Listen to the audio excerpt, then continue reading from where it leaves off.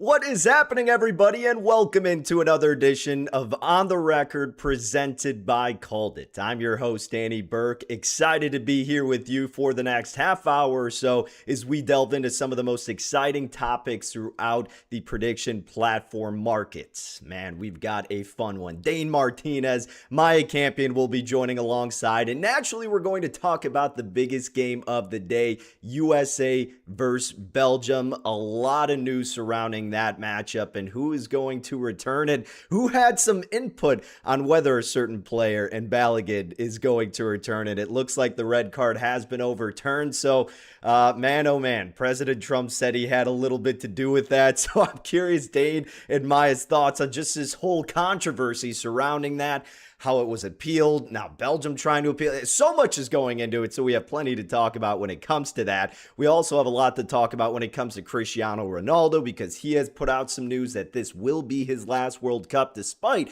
Portugal being one of the host nations for the next one in 4 years. Granted, he will be 45, but there are still some interesting markets with him in Portugal that are still ongoing.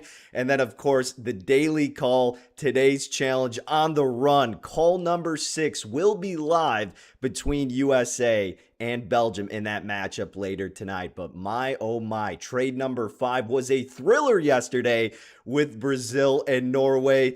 Both teams to score. I thought it was absolutely toast. I mean, I kind of walked away for a second, and then lo and behold, you get Holland putting in 2, Neymar with a PK. It was incredible the way the game ended. It was incredible to see our challenge of the run trying to get 250 all the way into $1 million over the course of 12 trades live on, and now the pot is over $5,400. So it keeps on going, and what better game to have it continue with than USA and Belgium. Let's bring in our guest here. Let's bring in Maya Campion, who now is back overseas once again. Maya, oh man, I'm happy we have you here. It's been a lot of traveling for you.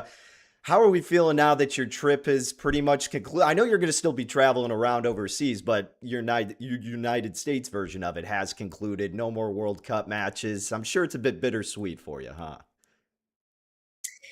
Yeah, I'm definitely feeling the post-holiday blues, but the World Cup is continuing.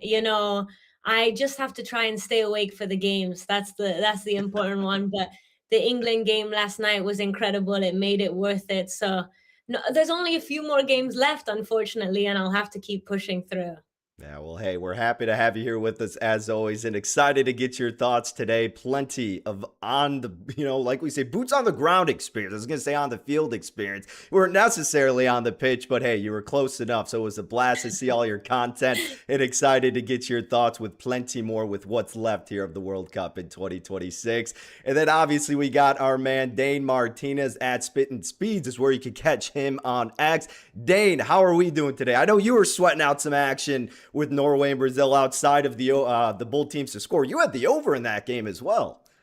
Yeah, I had the over 2.5. I thought, there was a penalty kick early on, right? In the first 15 minutes or so. When that one didn't go, I was like, uh-oh, maybe there won't be a lot of goals. But absolutely, the Neymar penalty kick not only got the both teams to score, but also got me over 2.5. So listen, there have been times where the run and the call on the run really eke it out, right? Whether it be that late, what was it, the Ghana goal or whatever it was in the 90-something minute. So, the gods out there in the trades, they give and they take. But so far, we are on a run, and I'm excited to join to keep it going.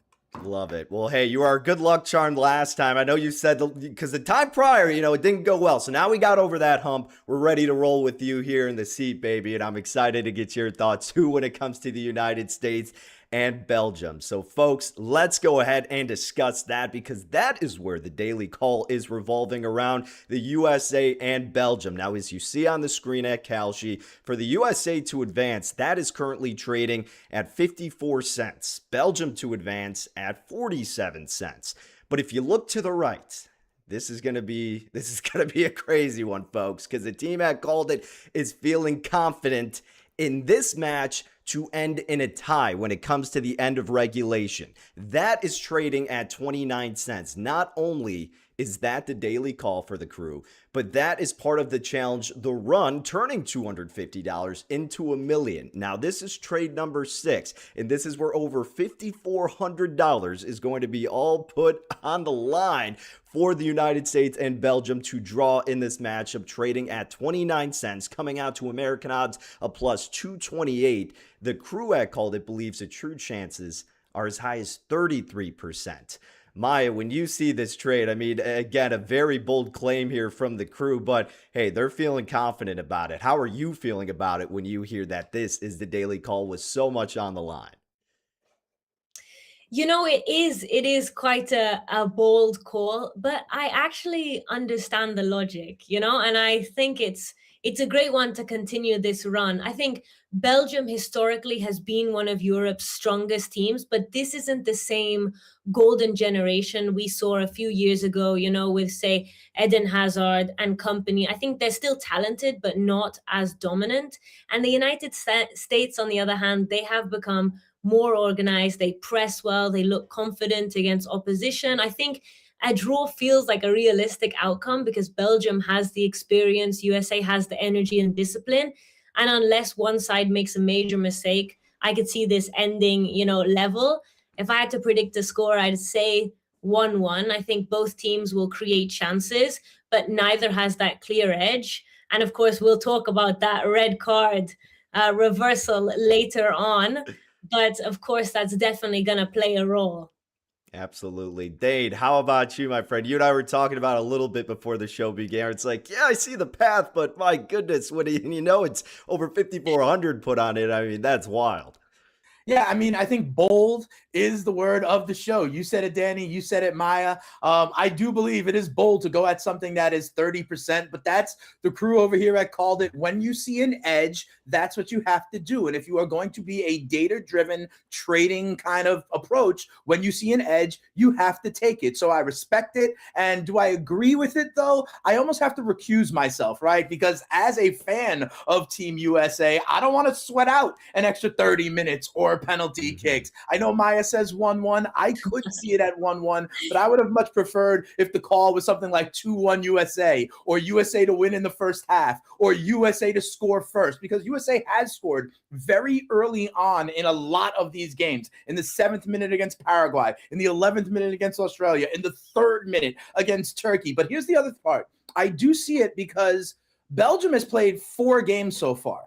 3 of them have been level after 90 minutes. The draw against Egypt, the draw against Iran, the draw in the round of 32 against Senegal went to extra time as well. So I can understand it. I do think it is bold. However, if I had to do a score, I would say 2-1. While I believe it is possible for this to be a draw in regulation time, it's almost like I want the call to succeed as long as it means that we win in extra time or in penalty shootout, right? But I could see it happening. I kind of hope it doesn't. I hope we win outright in 90 minutes so I don't have to sweat it out. But I'm going to be, diverting some of my attention to backing the call, because 5,400 on something that is 30% will definitely get us closer to $1 million.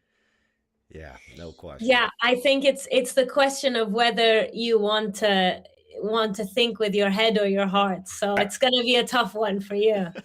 Yeah, absolutely. And I think, honestly, we talk about the Flo Balogun. We're going to talk about that later on as well. But, this is a world-class striker, right? And he has been, pushing the action early in these Team USA games. And the home field advantage is going to be absolutely bonkers, in my opinion, for the United States tonight. You saw what happened in Mexico, singing the national anthem and all of that yesterday. I think we're going to get that kind of atmosphere. And if the United States goes up early, like they have in a bunch of games so far already, I think they're going to wind up parking the bus. I could see them playing very compact. And I don't know if Belgium, who Maya said, is not the kind of golden generation team of the last decade or so, I don't know if they're going to be able to crack through, right? So I can see a path of the USA getting up early and maintaining that lead.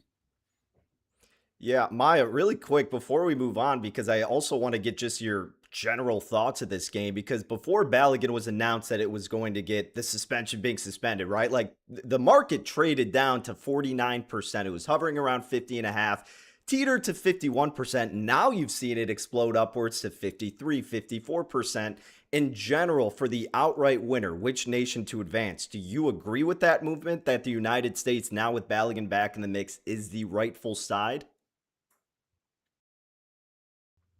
Yeah, now I'm in Dane's position. So, because it's a question of whether I give you my head or heart opinion, because after all of this going on, I don't know if I want to see the US advance with Belgium on this one, unfortunately. Sorry, Dane. It's all right. I understand. But listen, the draw is also an interesting call. I talked to you about Belgium getting a bunch of draws. And, Danny mentioned it. Out of all the games in this round of 16, the percentages for Belgium and U.S. are as close to 50-50 as any game in this round. So that's another reason. It is truly a coin toss game by most kind of analysts and predictions. Fair enough. All right, well, guys, it is going to be an absolute thriller in general for us here stateside, just to see if our country can advance. But even more added pressure for the Daily Call. The challenge to run to turn $250 into $1 million. Over $5,400 is on the line when it comes to the team putting it all on this match to end in a tie when regulation concludes. That's trading at 29%. And again, coming out to about plus 228 American odds, over 5,400 US dollars put all on the record for that trade to try to get it well above that. Cannot wait to see what comes to fruition.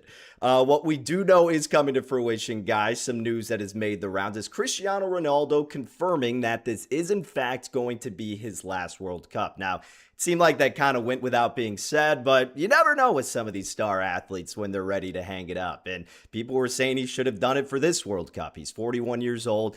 Some people may be a bit surprised in the sense that Portugal is going to be one of the host nations, but, to assume a 45-year-old is going to be in the mix seems crazy. I mean, Maya, were you a little surprised that he was even in this one? And then what was your reaction when you heard he wasn't going to be in the next one? I mean, if you understand his personality, I think that it's not a surprise that he's really pushed himself through this World Cup. And I think that Ronaldo has already achieved everything imaginable other than a World Cup. You can love him, you can hate him, but you have to respect the achievements he's had. And I think that people often forget everything he did. There's a little bit of a Ronaldo hate train at the moment, because people think that he's, dragging Portugal down by competing when he shouldn't be. This is like the common sentiment at the moment, but 5 Ballon d'Ors, multiple Champions League titles. I think he's one of football's greatest goal scorers. And at 41 years old, I think it's time to hang up the boots. I think that Portugal have a younger, more dynamic squad now, but his leadership and experience is valuable there, even if he's not on the field. And maybe that's where his role should slowly develop into maybe a sort of off the field kind of role. You see, when he gets subbed off, he's coaching from the sideline. He's still so passionate about it. I think it's just, I kind of feel a bit sorry for him that he really just wants to continue, and everyone is saying, look, it's getting too much. I think you need to sit down. But there's a lot of interesting markets definitely surrounding the topic of Ronaldo's last World Cup. Yeah, there for sure is. We've talked about the market, whether or not he's going to cry. It's still trading at 64% at Polymarket. Dave, what are your thoughts circulating this? Yeah, so it is interesting. I'm of multiple minds here. I agree with Maya that, he is in his early 40s, but at the same time, there has been no athlete on this planet over the last decade or two in terms of fitness and nutrition, right, who has actually shown that he can do it. And athletes are doing this more and more into their 40s. Tom Brady, LeBron James, right? And when you mentioned, Danny, that next World Cup is on the Iberian Peninsula, I could see that, being kind of an avenue for him to want to hang on, not in a starring role, not even in a starting role, but somehow on the roster so he could still be kind of an ambassador to all of this. So it was a little surprising to me that he announced it so early instead of maybe giving it a try and seeing what in 2 years, how his body felt. And again, more time to kind of generate publicity for the World Cup that will be, where Portugal's one of the host nations next time around. But as per the markets, there's two that I think are interesting. You mentioned the one of will he cry or not, right? And I think that's interesting. I think the answer is probably yes. We have seen, I saw Ochoa, who's also over 40, cry after the Mexico loss last night. You're going to see great emotion, win or lose, out of Ronaldo. But the market that I like most is the idea of how many goals will Ronaldo score in the World Cup. He's at 3 right now, and I would actually take the no on 4+. They face Spain, okay? Spain has not conceded at all in this tournament, literally 0 goals against them. And to Maya's point, he's getting subbed off. He's not going to play a full 90. He's going to play about 60 minutes. And quite frankly, Portugal is more dangerous without CR7. And I don't think that Cristiano Ronaldo is going to be able to score against Spain where nobody has. So if anything, if I want to trade on this, it would be the no on 4+ goals for CR7 this World Cup. Maya? Yeah, I think that the markets are definitely overreacting emotionally because it's Ronaldo's farewell and, everyone's feeling it. And like Dane says, that's creating value elsewhere. We're sad. It's great. It's a great player, but there's some opportunities elsewhere, and he's creating them. So it's great. Yeah, I like the contrarian angle there, Dane. I mean, going no on Ronaldo, you're laying a little bit here, but not too shabby, especially with the opponent coming up here. You're trading at 56 cents, but man, it took the PK for him to get the last one, and it takes a lot for him to get them in general at this point. So I'm kind of with you. I think I'd gravitate towards the no. It's a lot for anyone to get anything against Spain, and I think that's what it comes down to. And I think this is going to be Portugal's last matchup against Spain. I think Spain goes through, and literally they have not given up a goal all tournament long. Right. Yeah. And then Maya and Dane, I know you were kind of nodding to it. Maya, are you still on the same page that Ronaldo still is good to cry by the end of this? Or are we still counting on the waterfalls coming down?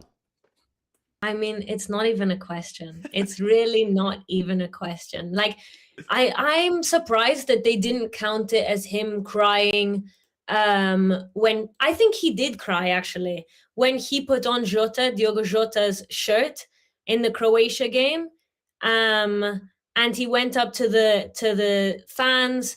I'm not sure, like, that counts for me because he was really teary-eyed. It was very emotional. So I'm not sure how that works, if that just doesn't count, if it has to be. I'm not sure, but he's 100% gonna ball his eyes out, and unfortunately I think it's gonna be tonight when they play Spain. Yeah, one way or another, we're getting those tears, baby. That may have to be the lock of the World Cup. But again, we're assuming that it's coming through, but we've been saying it for quite some time. So potentially it will be finalized tonight with Ronaldo and Portugal taking on Spain. It's been a blast either way to see this nation perform, especially in their last game. So we'll see if there's still fireworks to be had, but plenty to look forward to on the pitch. And hey, guys, before we head out, some of that, I guess, can be attributed to the President of the United States for this USA team, because President Trump, the reports are coming out that he intervened and he was the reason that Balogun is able to now play in this game. So for anybody who pretty much lives under a rock, what happened was obviously the red card with Balogun, and that it was said that it couldn't be repealed and the suspension couldn't be suspended. But then I guess Trump came through and talked with the president of FIFA and saying stuff like he didn't even know what a red card was, but he got his top lawyers on the case and they were able to get it taken away. So Balogun is good to go. Belgium's appealing the appeal, which is likely not going to make a difference, let's be honest. So I don't know. This has been a whirlwind. Maya, you've obviously been around the game for quite some time and in depth, and people were comparing it to what happened with Ronaldo and his suspension. So, I mean, what was this whole, just roller coaster like for you? I mean, was this a complete shock or no? Because it has happened somewhat in the past. I mean, this for me is just really, really sad. It's really disappointing. I think that there's been so many great things that have come out of this World Cup. We spoke last time I was on about the people in Kansas really embracing the Algerian fans. You have such a sense of unity and, you know, celebration. And for me, this is where football and politics overlap, and that's just not the place for it. I think that from a footballing perspective, I can say that the important question is whether the officials made the correct decision based on the rules. If the video evidence, you know, afterwards shows that the red card was incorrect, then you rescind it. But that's not what they said. They said enforcement of that sanction is in probation period of 1 year. I mean, that is the first time in 64 years that FIFA has ever reversed a red card suspension at a World Cup.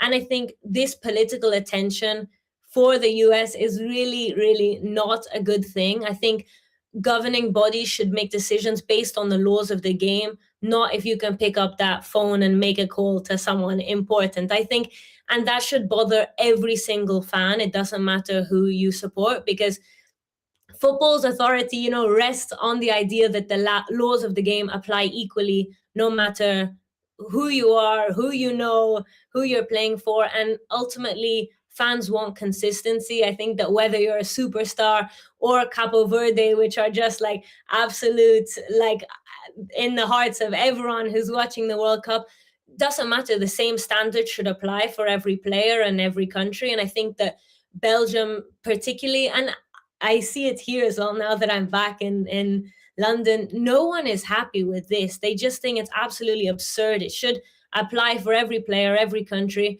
And it's really unfortunate. I don't know. I want to say that I expected better from FIFA and host nation privileges, but it's really genuinely so disappointing. Dane? Yeah, so I agree with a lot of what Maya said, to be quite honest, right? Like the World Cup and what we have seen over the last few weeks has been this joyous celebration of really diversity and people coming together in a real celebratory, joyous fashion. When we see the Scotland crowds, you know, and taking over cities, we see the Norwegian fans rowing in Times Square. We see, you know, South Koreans and Mexican fans, you know, hugging together even after a game where they're playing against each other, right? So I think that's what this should be about.